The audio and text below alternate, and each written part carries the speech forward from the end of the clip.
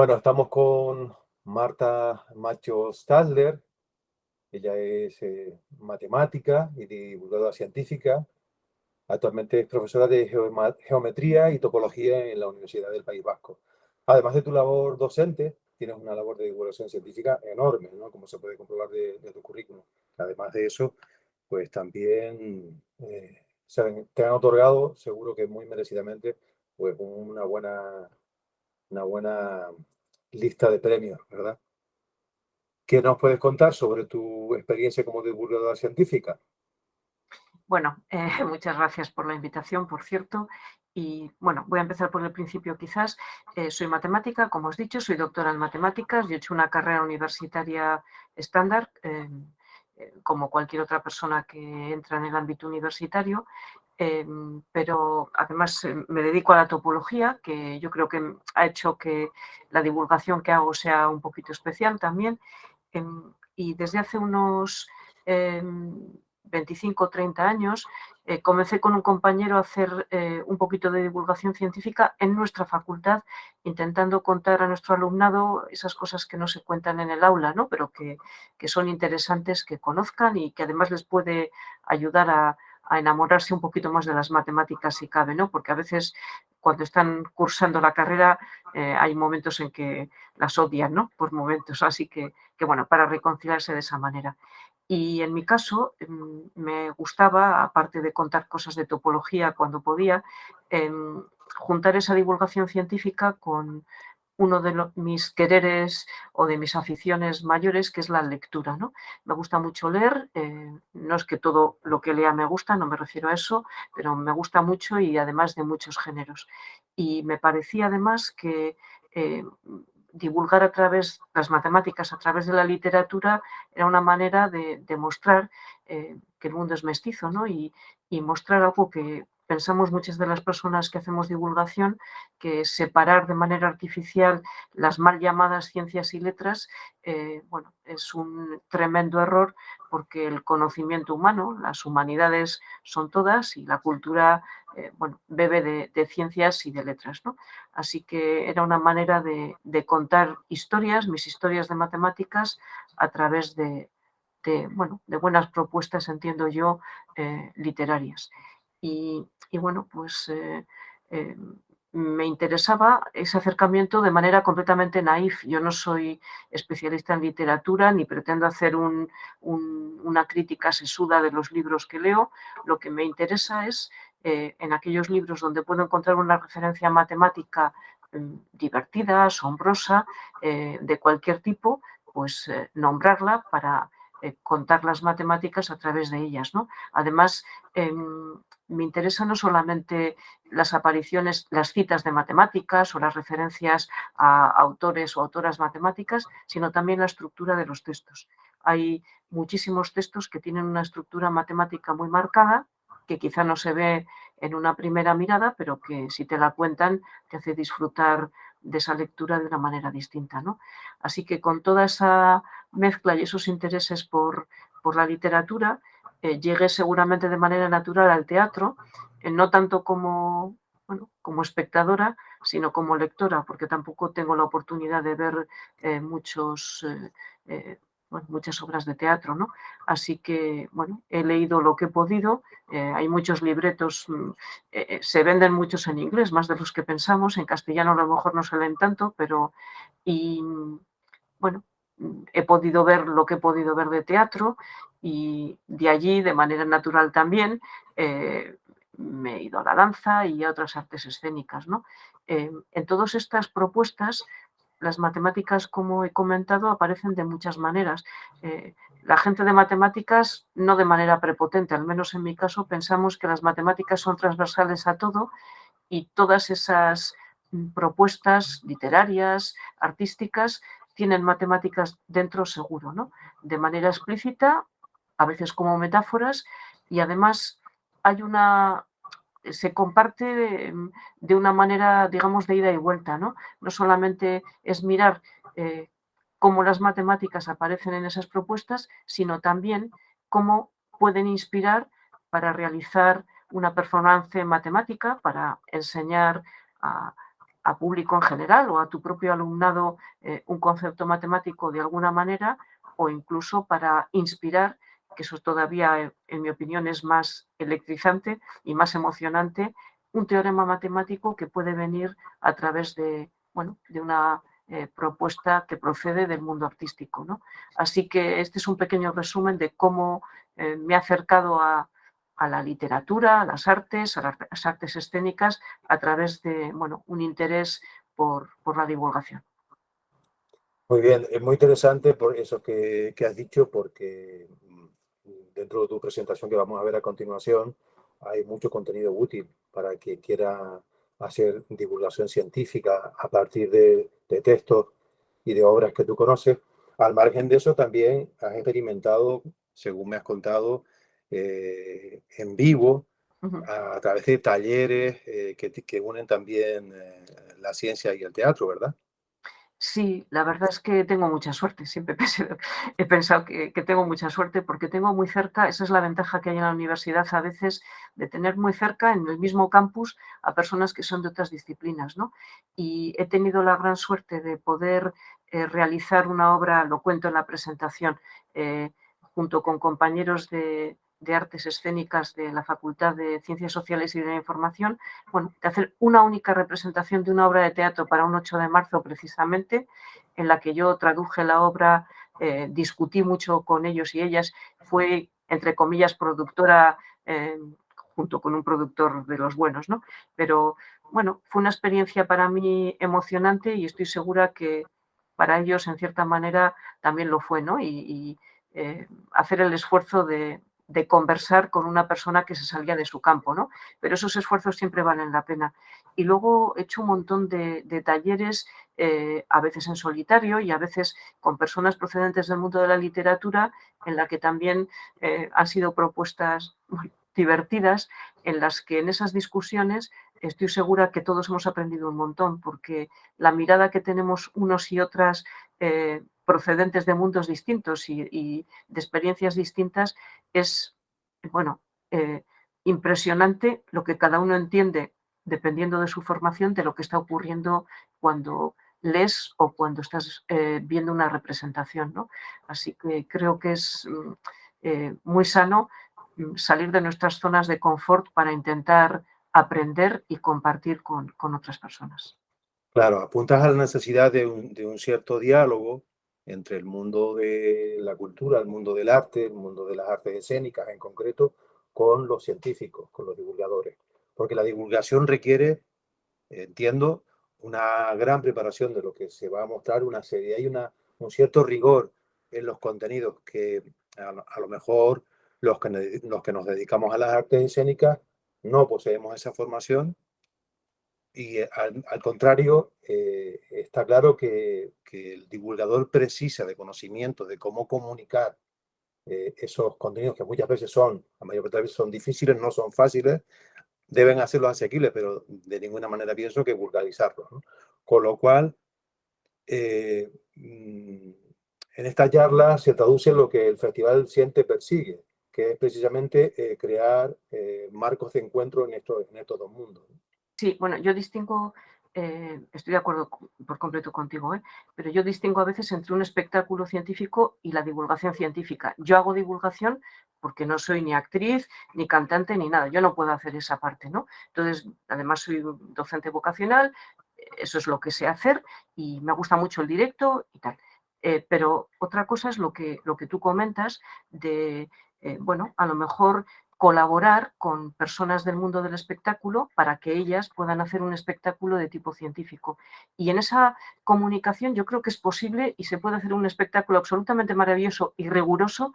Eh, la persona procedente del mundo científico tiene que conocer muy bien todos los detalles, todas las dobleces de aquello que tiene que explicar. Es como contar una lección a la persona que va a hacer esa performance para que entienda, pues eso, esos detalles que, bueno, que tiene que saber comunicar, ¿no? Y el arte y el oficio de la persona que tiene que hacer esa performance, esa representación, está en ella, ¿no? Pero yo creo que es muy, bueno, es muy importante y gratificante el, bueno, el colaborar en este tipo de espectáculos para que, o espectáculos o actuaciones de divulgación científica para, beber de los dos sitios, ¿no? A mí no me gusta demasiado a veces cuando una persona procedente del mundo científico hace las labores de actriz o de actor, porque dices, bueno, es un poco, en fin, yo creo que a cada uno hay que dejarle que haga su oficio, de verdad, ¿eh? No lo digo por dar coba, pero es que hay gente que en esos espectáculos científicos a veces realizados por gente del mundo de la divulgación, pues la parte del espectáculo no es absolutamente maravillosa. A mí me parece que hay que aprender a compartir entre disciplinas distintas, cada uno haga lo que tenga que hacer y bueno, pues beber los unos de los otros de manera natural.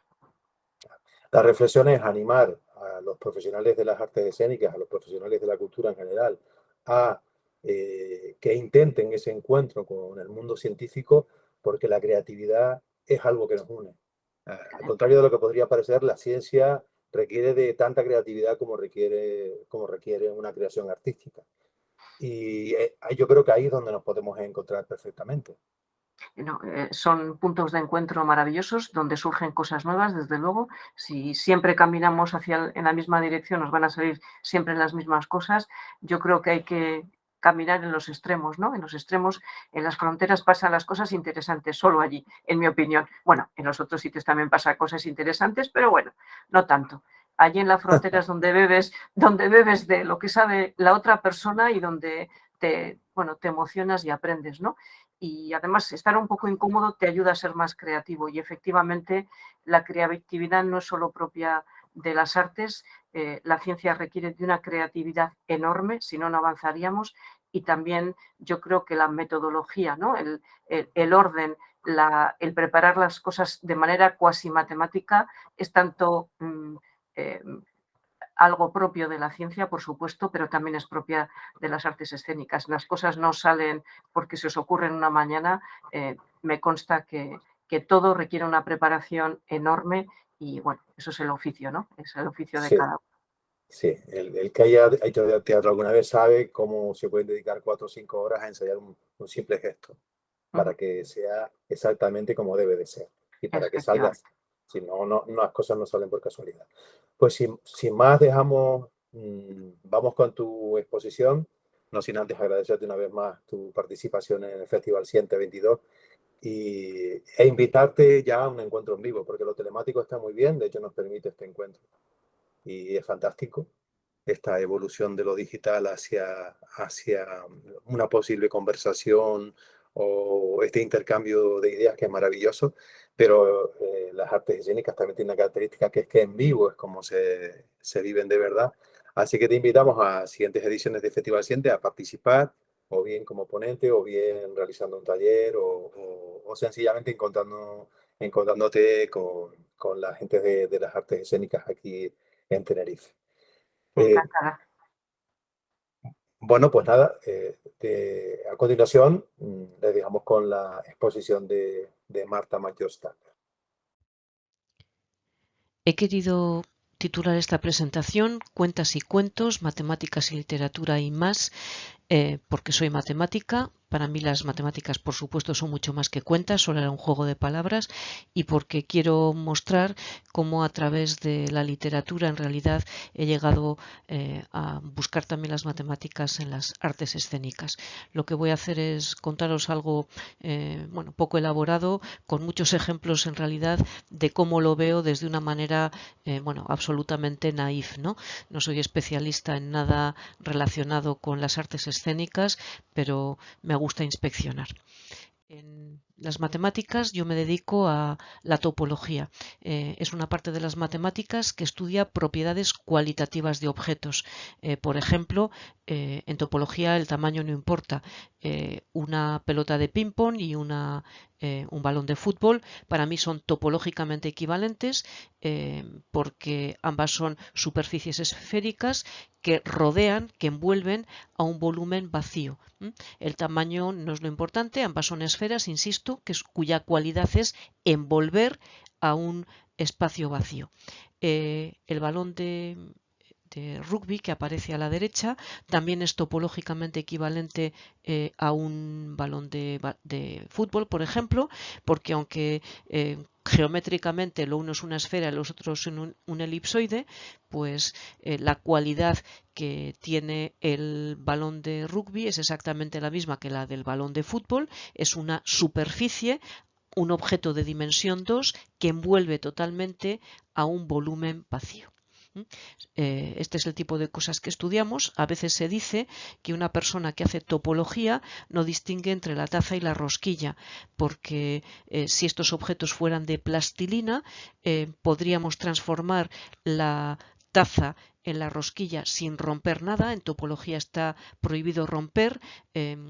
Puntos cercanos tienen que permanecer cerca. Eso es uno de las órdenes, digamos, que dicta la topología. Bueno, podría coger una taza, ir deformándola, como digo, sin romper nada hasta llegar a una rosquilla, y además lo importante de toda esta historia es que puedo invertir el proceso y a partir de la rosquilla, de nuevo, con deformaciones y sin roturas, volver a la taza de café. Explico a qué me dedico, porque seguramente mis matemáticas han hecho que mi búsqueda de matemáticas en la literatura haya sido, bueno, pues bastante dirigida, ¿no? Finalmente. Además de dedicarme a la docencia y la investigación en matemáticas, me dedico desde hace muchos años a la divulgación científica. Una de las maneras en la que divulgo para públicos de muchas edades es a través de la literatura. Me gusta mucho leer, pienso que las matemáticas son transversales a todo y la literatura que cuenta historias reales o ficticias tenía que hablar también de matemáticas, de alguna manera. Además, como dice la matemática Sofía Kovalevskaya, no es posible ser matemático sin llevar a un poeta en el alma. Esta visión de que las matemáticas son frías, son puras cuentas, que es pura mecánica, es absolutamente falsa. Para hacer un buen teorema hay que tener mucha imaginación, y en el lado contrario, como dice el escritor Gustave Flaubert, tampoco la poesía es simplemente inspiración, sino que la poesía es una ciencia exacta como la geometría.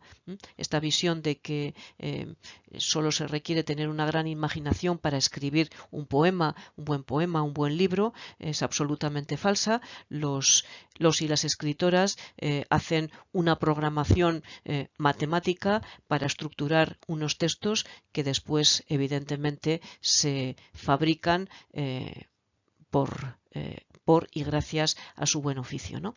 Entiendo que el mundo es mestizo y todo bebe de todos los lados, y me ha gustado siempre estar un poco en la frontera entre disciplinas, donde funcionan, donde suceden las cosas interesantes y donde tienes la posibilidad de aprender y de crecer. En los libros, en literatura, pueden aparecer las matemáticas, por ejemplo, pues en sus contenidos o en sus personajes. Julio Verne, por ejemplo, en La isla del tesoro, pues tiene una cita de un teorema matemático, que es el teorema de Tales, para calcular la altura de una gran muralla. En Villa des Hommes, de Denis Gage, se habla sobre el infinito en un manicomio y en hablando de un personaje matemático real, que es el de Georg Cantor, un genio de las matemáticas. En El escarabajo de oro, de Edgar Allan Poe, se habla de criptografía, que es una parte de las matemáticas, a través de la búsqueda de un tesoro escondido por un pirata con un mensaje cifrado. La diosa de las pequeñas victorias habla sobre la esposa de un matemático llamado Kurt Gödel, que tuvo una vida muy fructífera en el campo de las matemáticas, pero muy poco satisfactoria en el ámbito personal. El ritual de los Musgrave, de Arthur Conan Doyle, utiliza las matemáticas también para que Sherlock Holmes descubra al asesino, ¿no? Y Borges es pura matemática, con sus laberintos y con su lógica tan especial.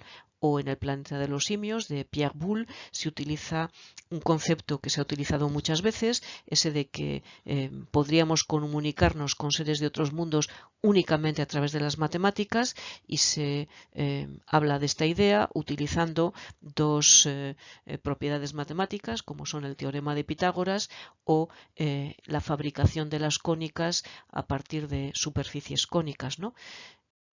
Por ejemplo, en los cómics aparecen también muchísimas matemáticas.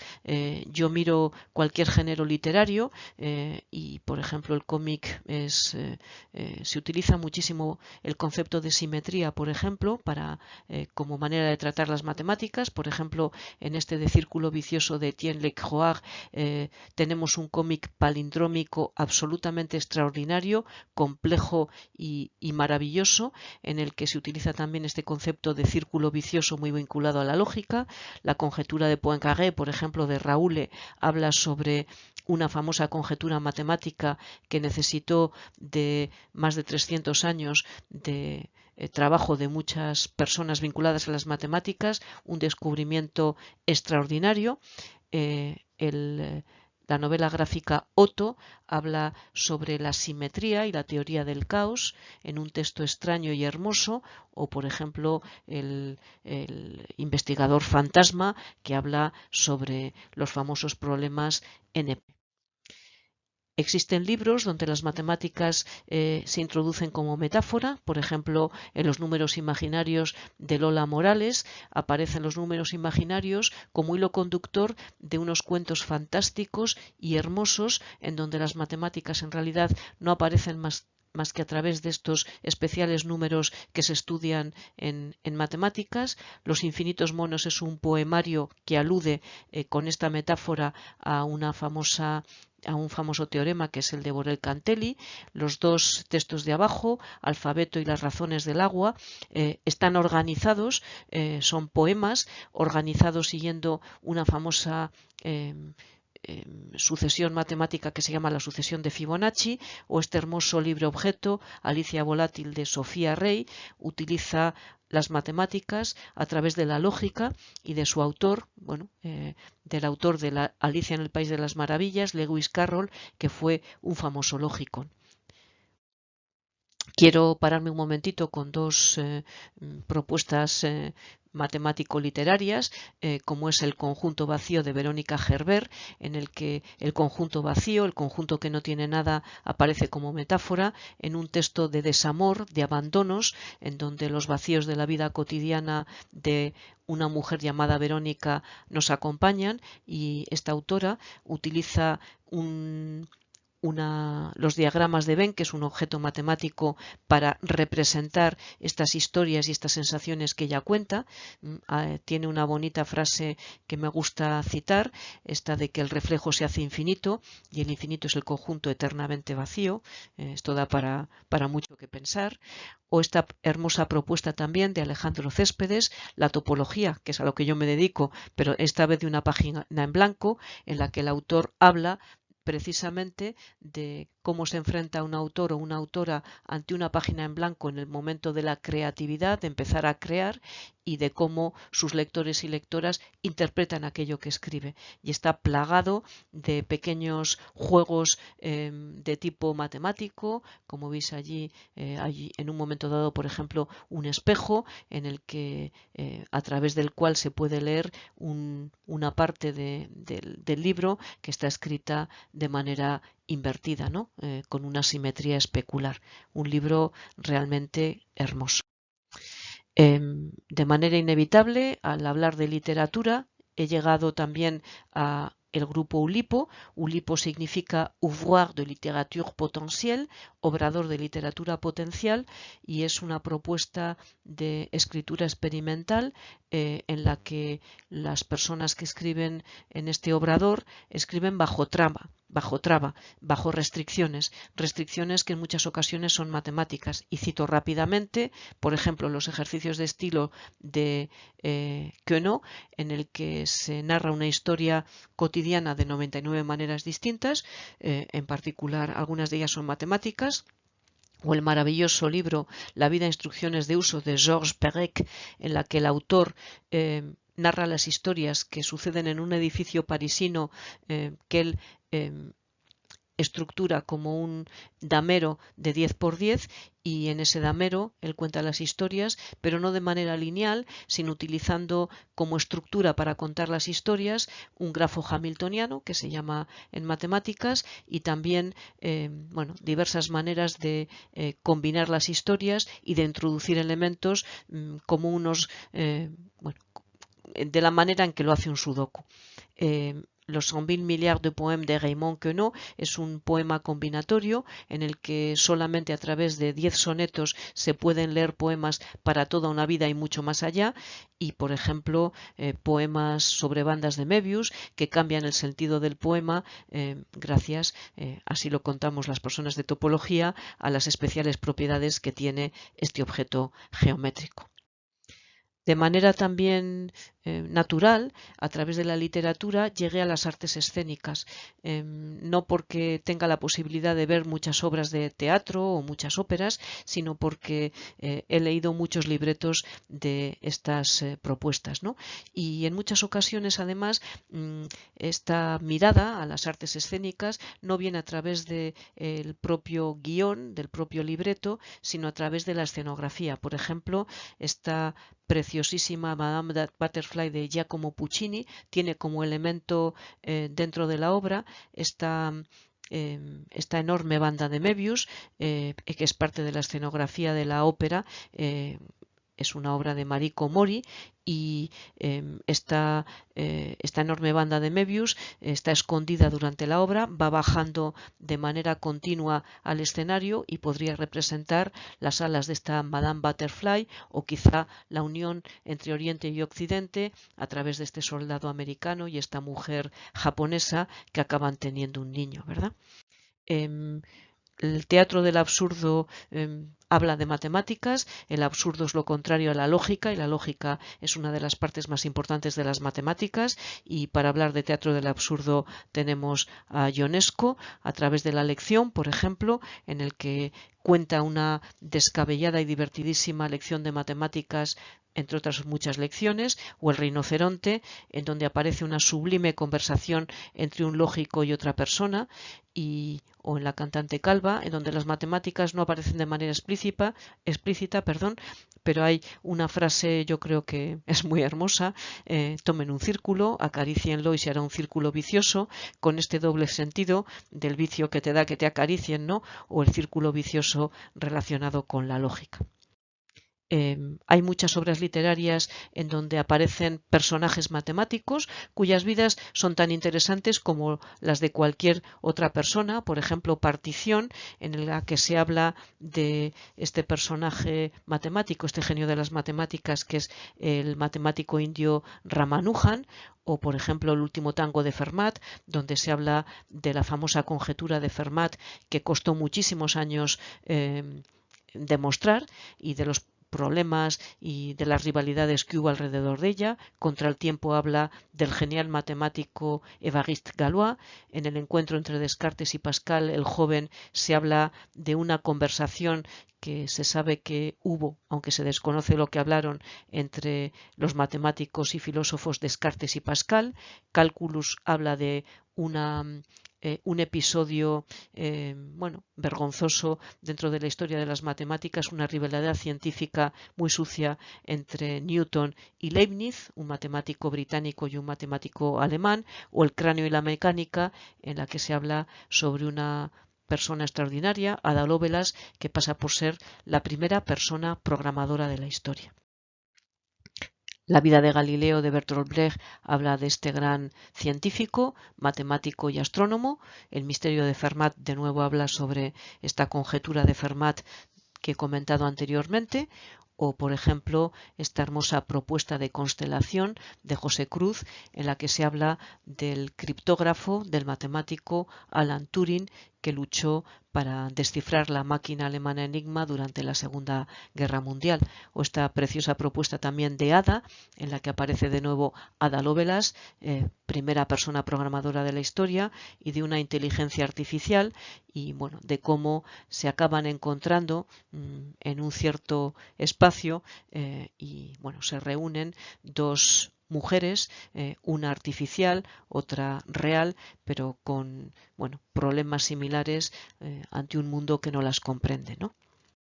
En otras obras literarias, las matemáticas aparecen bueno, como metáfora, con algunos pequeños contenidos dentro, o también de manera estructural. En el Aumento de Georges Perec aparece un gran organigrama dentro de la obra en la que se muestra, pues eso, como una especie de programa de ordenador que demuestra que cuando vas a pedir a tu jefe de servicio un aumento de sueldo, las cosas se pueden complicar mucho más de lo que piensas.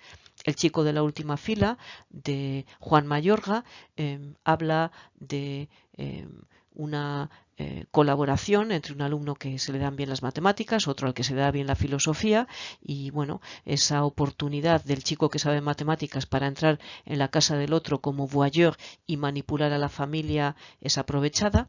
Y bueno, Mayorga, que de hecho es licenciado en matemáticas y doctor en filosofía, dice que esta es la única obra en donde las matemáticas, la única obra suya, donde las matemáticas aparecen de manera explícita, aunque también afirma que su formación matemática, y estoy completamente de acuerdo con él, seguramente ha tenido mucho que ver en cómo ha sido su profesión de dramaturgo.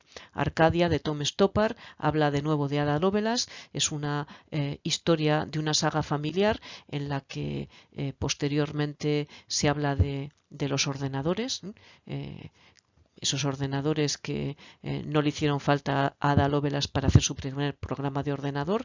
Infinities es una propuesta escénica maravillosa basada en un libro de John Barrow, de un cosmólogo británico, en el que se habla de los muchos infinitos que existen.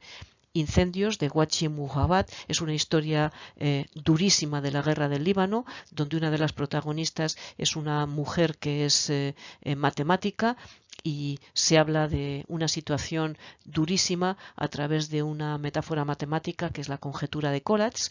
Y por ejemplo, en Rosencrantz y Guildenstern han muerto, estos dos personajes secundarios de Hamlet hablan en un momento de juegan un juego de dados y se está aludiendo a una famosa paradoja matemática que es la paradoja de San Petersburgo. La ópera también llegó después de las obras de teatro, y por ejemplo hay obras como Émilie de Caja-Sariajo, en el que se habla de Émilie de Châtelet, o por ejemplo Hypermusic Prologue, con libreto de la física Lisa Randall y con música de Héctor Parra, habla sobre la cuarta dimensión en una obra de teatro, en una ópera emocionante y visualmente muy hermosa también. Y llegó el ballet. Después de la ópera llega el ballet, y creo que la danza está muy relacionada con las matemáticas, pues a través del ritmo, de los pasos involucrados, de la geometría de los cuerpos y de los movimientos, de los participantes que se involucran, de la música que acompaña a esas evoluciones, ¿no? Creo que hay muchas maneras de experimentar, de ver, de sentir a través de la danza, y por supuesto a través de la geometría que envuelve, ¿no? Por ejemplo, una danza que a mí me ha interesado desde que la descubrí es el tutting, un estilo de danza que se basa en la geometría totalmente, patrones, ángulos y evoluciones realizadas fundamentalmente con brazos y con manos. Es visualmente muy bello y muy complejo. Por ejemplo, quería traer a Edgardo Mercado, un coreógrafo que tuvo formación física primero y de hecho dio clases de matemáticas al inicio de su carrera y tiene unas propuestas siempre muy hermosas y siempre con las matemáticas por detrás, como la Tierra de Mandelbrot, que aparece en las dos primeras figuras, la de arriba y la de abajo, en la que se habla de fractales y de números binarios, las topologías para cuerpos infinitamente inconquistables, de nuevo la topología como propuesta de danza y, por ejemplo, la imagen que veis debajo, que se llama rotonda, en la que a través de una rotonda los bailarines y bailarinas evolucionan de manera absolutamente extraordinaria. Es conocido también las propuestas matemáticas de Rudolf von Laban para explicar de manera completamente matematizada cuáles son los posibles movimientos que puede realizar un bailarino o bailarina. Lo explica de esta manera, los movimientos y el espacio a los que pueden llegar mediante el estiramiento de brazos, etcétera, un bailarino o bailarina. Aquí está también explicado de manera gráfica. Él utiliza una notación, la llamada notación de Laban, para explicar absolutamente todos los movimientos que puede realizar un bailarino o bailarina durante sus evoluciones, ¿no? Y habla de la quinoesfera, que es ese espacio alrededor de un ser humano al que puede llegar a través de sus evoluciones performativas.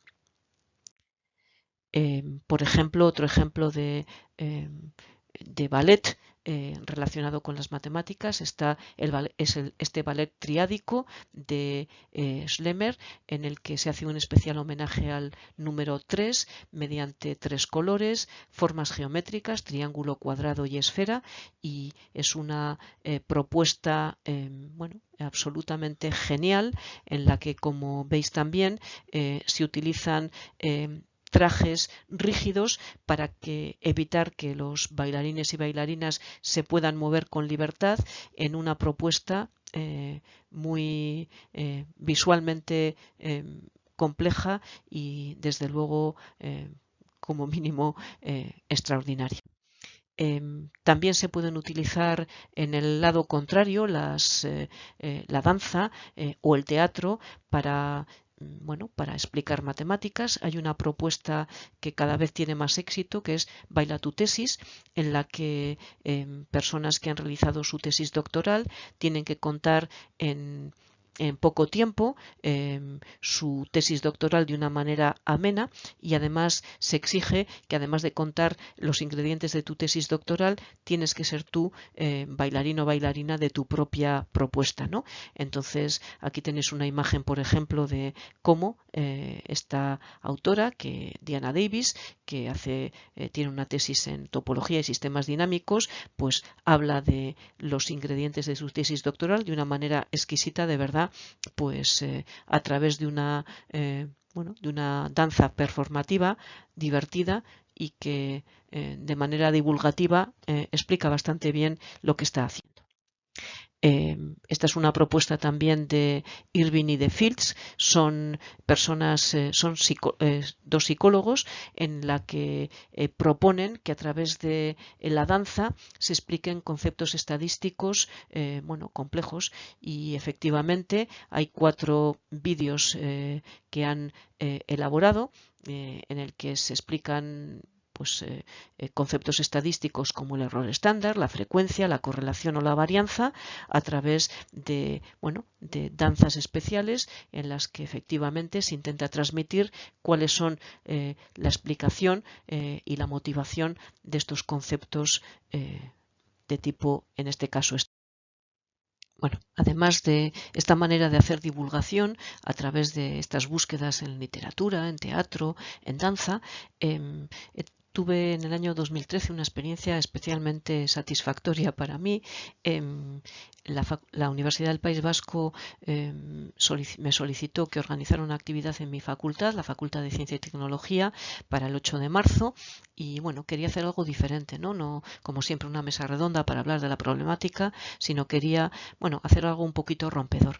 Conocía a una autora teatral, Anne Rouget, con su Les Femmes d'Eugénie sont rares, en la que ella hablaba de 3 mujeres de una manera muy hermosa, de Madame Curie, de Ada Lovelace y de Émilie du Châtelet, una física química, una matemática y programadora y una matemática y física.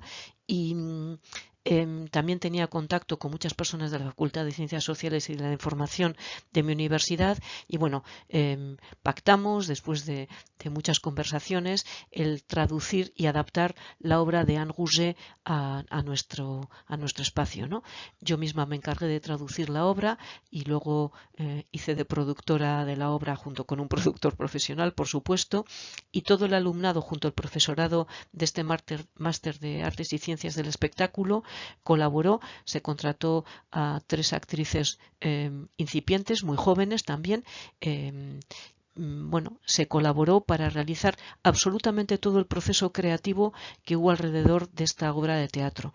Muchos de los alumnos y alumnas del máster hicieron de actores y de actrices también y bueno, fue una experiencia absolutamente extraordinaria en la que todo el mundo tuvo que ceder y aprender bueno, lo que es la elaboración de una obra de teatro y además estoy contenta porque hubo una única representación que fue absolutamente hermosa y me dijeron al final de esta experiencia que había ayudado yo mucho como persona un poco extraña al ambiente a que las cosas funcionaran mejor.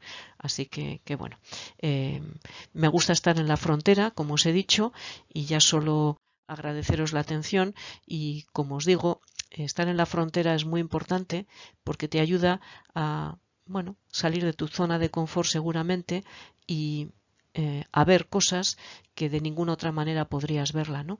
Así que en la frontera es donde pasan las cosas interesantes y en particular en mi caso esa frontera con las artes escénicas, con la literatura, con las humanidades me ha dado una manera de entender la vida y de seguramente divulgar mis matemáticas de una manera completamente distinta. Muchísimas gracias.